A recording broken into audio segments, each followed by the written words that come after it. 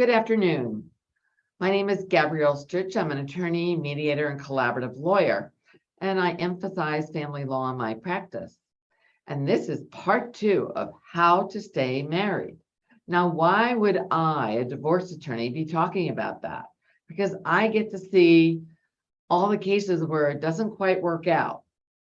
So when learned from those experiences, as well as I've had the positive experience of my parents being married 65 years successfully.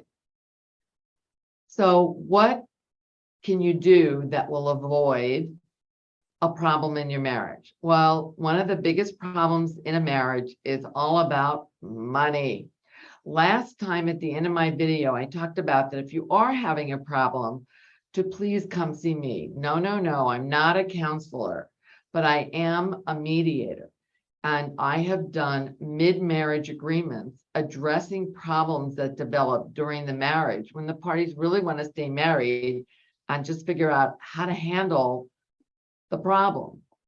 So let's assume for a moment the problem is money.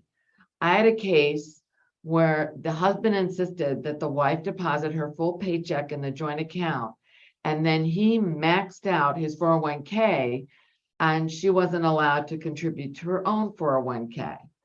Now, maybe at the very end or bottom line, when they're both retired and still married, it's not going to make a difference.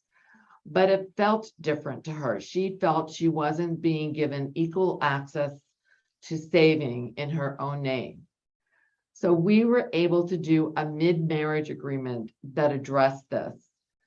And that made her feel so much happier and recognized as an equal. And it resolved the problem.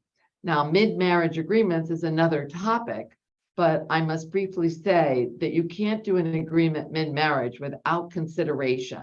And what is adequate consideration will be discussed in a later video. Let's get back to the fun topic of money. So the two of you need to figure out what's going to be joint, what's going to be an individual expense, and how does all that get managed. And it has to feel fair and workable to both of you. And then you have to talk about what if your money situation changes and how that's going to work. It's important to respect the plan that the two of you have come up together. If there's a problem, I go back to my first video. You have to sit down and talk and really listen to each other.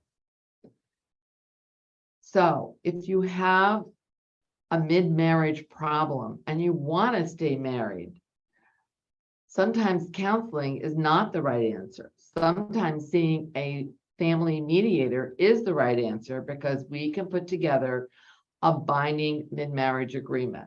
So if you are in one of those situations, in New Jersey, feel free to contact me. My contact information is below.